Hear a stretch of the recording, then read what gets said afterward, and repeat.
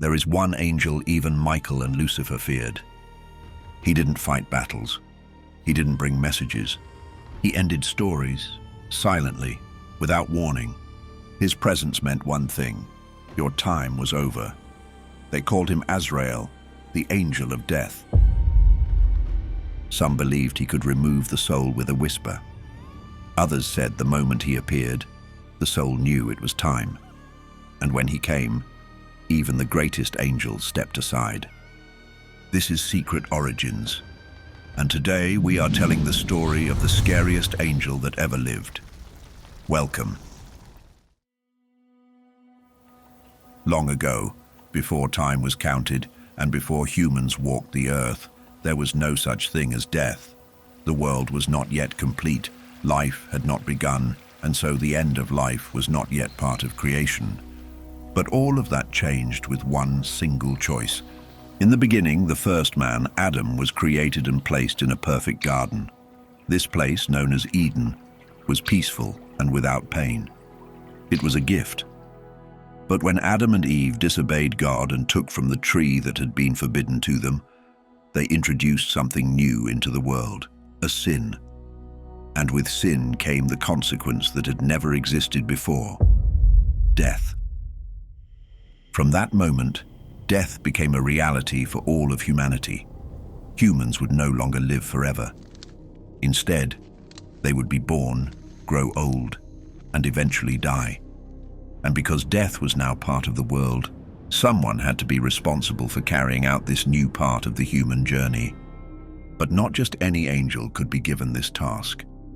Among the many angels in the heavens, there were warriors like Michael, messengers like Gabriel, and other angels who performed special duties.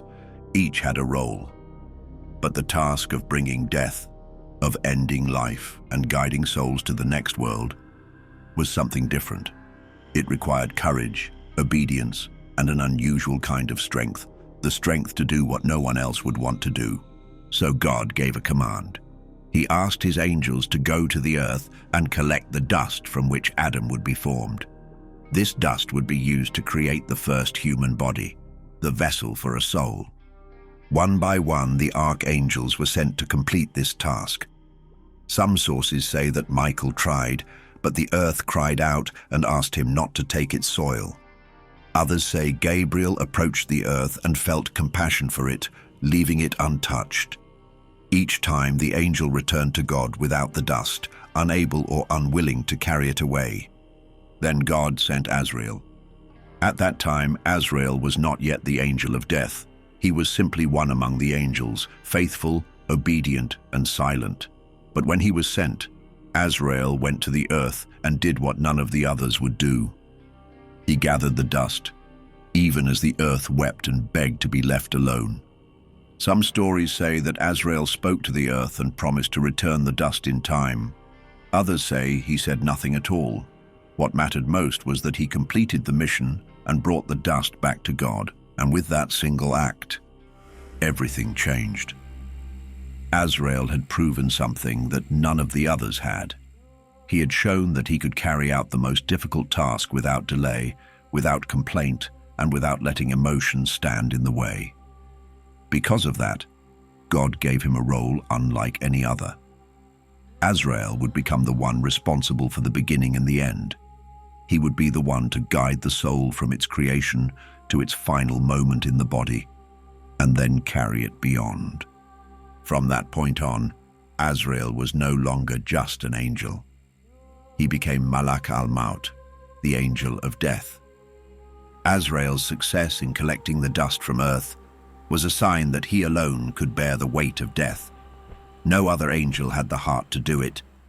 It was not because they were weak, but because the role was too heavy, and the name Azrael, meaning help of God in Hebrew, became linked with this function to help the soul cross from this life to whatever came next. So yes, Azrael is known across Islamic and Jewish traditions as the angel of death, but his work is much more than simply ending life. His main responsibility is to separate the soul from the body at the appointed time of death. But taking a soul is only part of what he does. In both religious texts and oral traditions, Azrael is described as a psychopomp, a being whose role is to guide souls from the physical world into the afterlife. He doesn't just end the connection between body and soul. He helps carry that soul forward, beyond this life, toward whatever awaits on the other side. That journey might lead to peace, reward, or judgment, but Azrael's task is to make sure it begins. He is the one who opens that door. According to several traditions, Azrael carries a divine scroll or record, sometimes described as a book, on which the names of all human beings are written.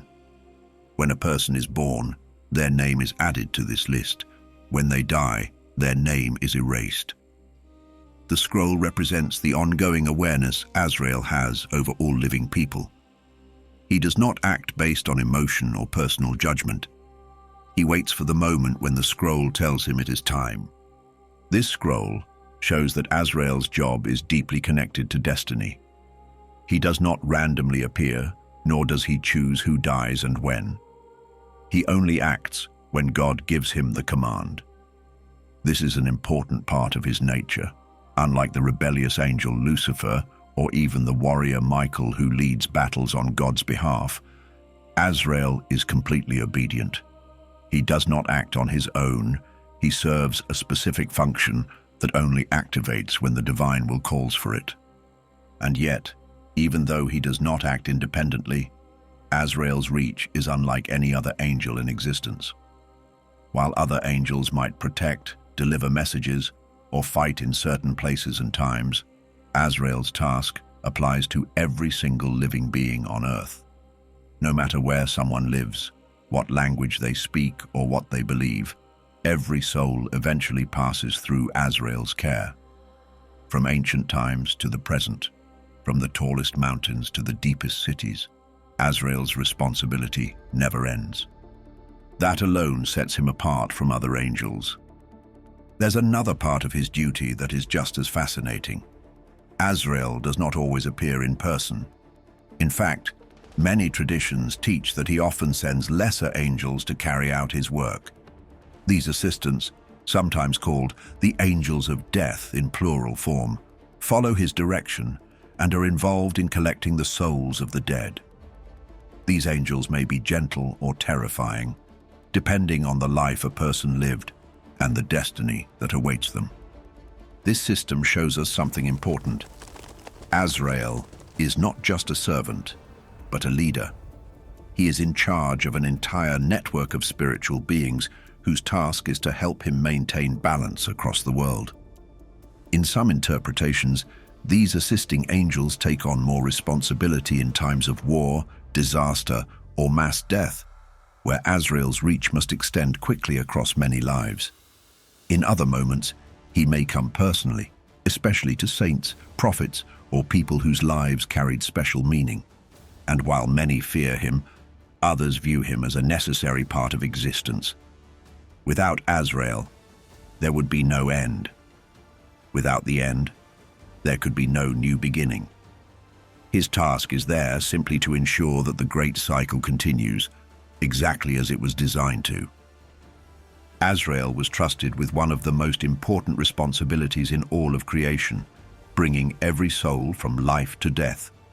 To carry out such a task, he needed more than obedience.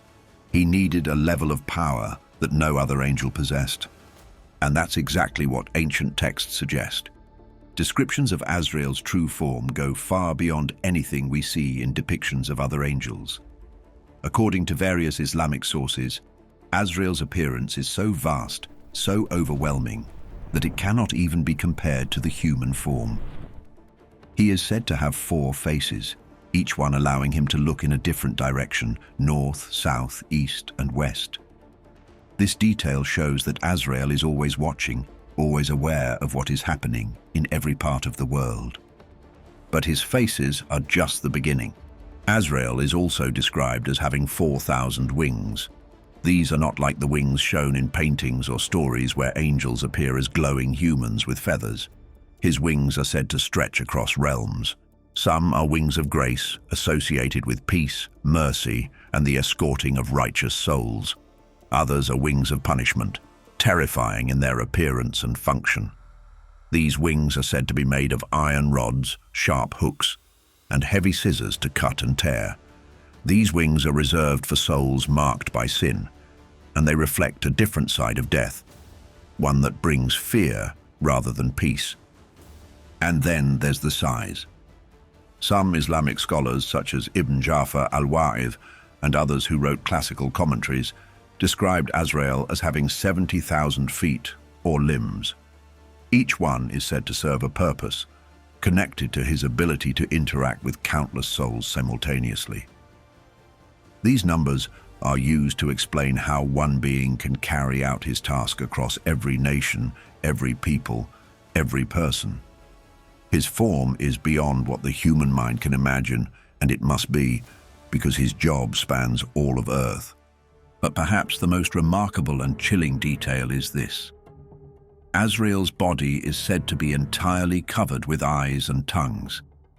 Each eye and each tongue is connected to a living soul on Earth. That means Azrael's very form reflects the current population of the world at any given moment. His eyes see every individual.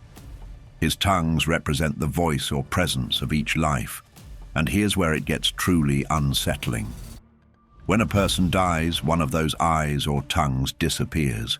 It vanishes from his body, showing that the life it represented has come to an end. In many traditions, Azrael's appearance is not fixed. It constantly shifts based on the number of living beings on the planet. His body is in sync with human existence itself. In some narrations, Azrael carries a flaming whip, a weapon that represents divine power and authority. It is used to command other spiritual beings and enforce God's will.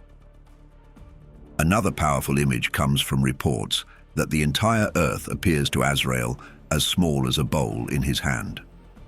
Some scholars described it as being no larger than a dish or a tiny vessel. This means he can reach any location instantly. Distance, borders, and time mean nothing to him. The idea here is clear. Azrael does not travel. He does not search. He already knows where every person is, and he can reach them without effort. And if that isn't enough to understand the scale of his power, some accounts go even further. In Islamic theology, there is a group of angels known as the bearers of the throne. These are said to be the largest and most powerful angels in creation. Their only role is to support the throne of God, and their size is described in nearly cosmic terms. But according to some scholars, even these angels are smaller than Azrael. This detail gives us an important clue. Azrael is not terrifying because he is cruel. He is terrifying because of what he is. This is the point where we begin to understand why even beings like Michael and Lucifer would fear him. Not because Azrael was against them, but because he was beyond them. Unlike other angels, Azrael does not appear the same to everyone. His form changes depending on the life a person has lived and the state of their soul in its final moments. This also makes him different from angels who carry out fixed tasks in fixed ways.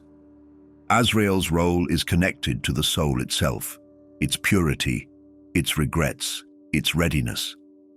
How he appears depends on who is seeing him. Those who lived righteous lives, the saints, prophets, and deeply faithful people, see Azrael as a figure of peace. To them, he does not appear dark or frightening. Instead, he comes in a gentle form, often described as beautiful, calm, or even shining with light. In these moments, Azrael's presence brings comfort. He gives the soul time to understand what is happening and escorts it with care. Some traditions describe this encounter as one filled with radiance and warmth, as if the soul is being greeted by a familiar and trusted guardian. Stories passed down through generations say that the Prophet Muhammad and Moses were approached by Azrael himself, not by one of his assisting angels. In both cases, he offered a respectful invitation to leave the world. But not every soul is met in this way. For those who lived with cruelty, dishonesty, or rebellion in their hearts, Azrael appears in a different form. In these cases, he comes not with peace, but with overwhelming force. His appearance becomes a reflection of what the soul fears most. His presence is described as heavy, cold, and terrifying. Some traditions say that sinners feel their soul being ripped away rather than gently lifted. There is no comfort in these final moments, only fear, regret, and pain. This dual nature of Azrael is part of his design. He reflects the truth of the person's life back to them. What the soul gave to the world is what the soul receives in return. This idea appears most clearly in Sufi belief, a branch of Islamic thought that focuses on the spiritual journey of the individual soul. Sufi teachers explain that Azrael shows himself in a form that matches the deepest state of the soul at the moment of death. If the soul is at peace, Azrael appears as peace. If the soul is filled with fear or resistance, he appears in a form that mirrors that struggle. But these appearances are not always seen only at the moment of death. There are stories of Azrael appearing to people in dreams or visions, especially when their time is near. These dreams often carry warnings, reminders, or messages to prepare the soul. In some cases, the vision is peaceful. In others, it is a wake-up call. One well-known example comes from Rumi, the famous Sufi poet and spiritual teacher. According to tradition, as Rumi neared death, he met Azrael in a human form. This meeting was not filled with fear. It was peaceful. Rumi accepted it calmly, knowing that the time had come. Another example is found in the writings of Nasir Khusrau, a Persian poet and philosopher. He wrote about seeing Azrael in a dream, who told him that his time was near. This dream gave him time to reflect, pray, and prepare himself. In these stories, Azrael is a messenger of transition, a guide who helps the soul step into its next stage.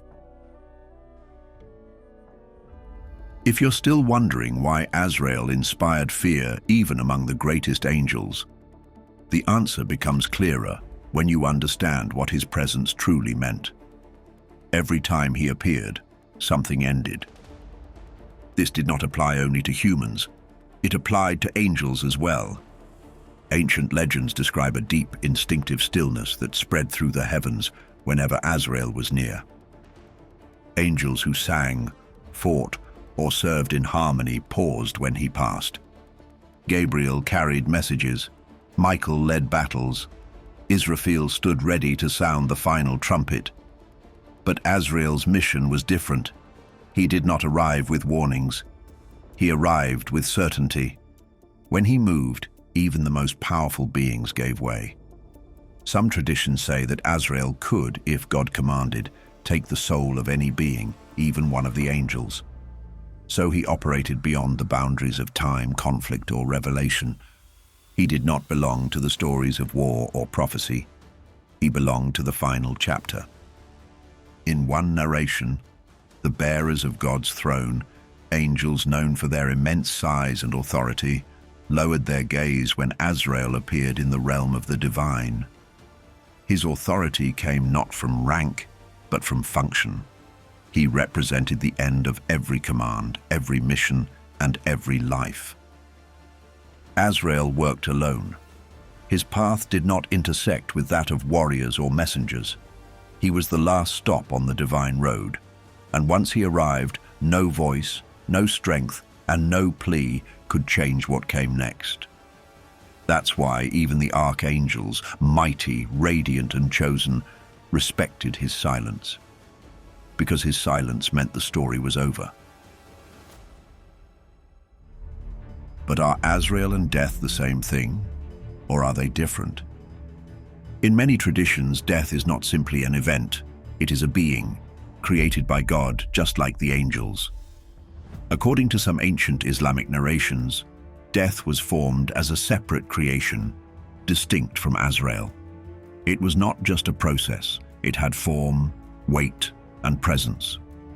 When God created death, he presented it before the angels, but the sight of it overwhelmed them. Every angel who saw death fainted for 1,000 years. The experience was too much for even the strongest celestial beings. That alone gives us a clue. If even the angels collapsed before death, what kind of being could control it? The moment when God gave Azrael command over death itself is key. It shows that Azrael was not created by death. He was placed above it. While other angels worked with light, sound, and fire, Azrael carried something far more absolute, the very boundary between life and what comes next. In some traditions, scholars and mystics explain this by saying that Azrael did not just deliver death, he became its form. He did not follow death. Death followed him. This idea becomes even more powerful in the stories about the end of time. After Judgment Day, when every soul has been judged and paradise and hell are fully divided, one last task remains. According to Hadith traditions, God will take death itself, now in the form of a ram, and place it between heaven and hell. Then, before all creation, God will slay the ram. In that moment, death itself will end, and with it, Azrael's role will come to a close. This marks the final transformation. Azrael, who once stood at the edge of every life, will have completed the full circle. His work will be finished and eternity will begin. So, maybe Azrael was not just a servant of death. Maybe he was death shaped by divine command. And because of everything we've seen so far, it's no surprise that today many people associate Azrael with the Grim Reaper.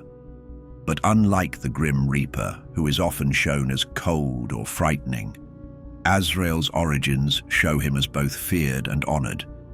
He carries out God's will, not personal judgment. Azrael's name also appears in poems, books, and even popular entertainment. Over time, his role as the angel of death inspired writers, thinkers, and artists across the world, especially in the West. In the 19th century, American poet Henry Wadsworth Longfellow referred to Azrael as an angel who gently collects souls, giving his presence a solemn but peaceful tone. Around the same time, Leigh Hunt wrote The Reaper and the Flowers, where Azrael appears as a quiet figure in black, arriving not to harm but to guide.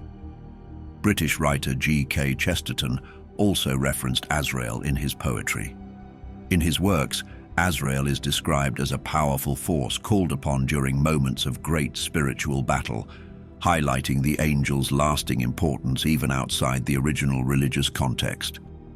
Over the years, the name Azrael became more familiar to the general public. In the 1980s cartoon The Smurfs, the villain Gargamel named his cat Azrael, a small detail that hints at the angel's deeper place in cultural memory. Even in a light-hearted setting, the name still carried a link to the mysterious, the dark, and the inevitable. This makes Azrael more than a symbol. He is not just a shadow or a myth. He is a character that crosses boundaries between life and death, religion and folklore, fear and comfort. And now that you've heard Azrael's story, how do you see him? As a dark figure to fear, or as a guardian of life's final step? Let us know what you think in the comments below. If you enjoyed this story, give the video a thumbs up and subscribe to the channel. Next, watch our movie on Lucifer, the angel who became the devil. Keep your minds open, and until we meet again.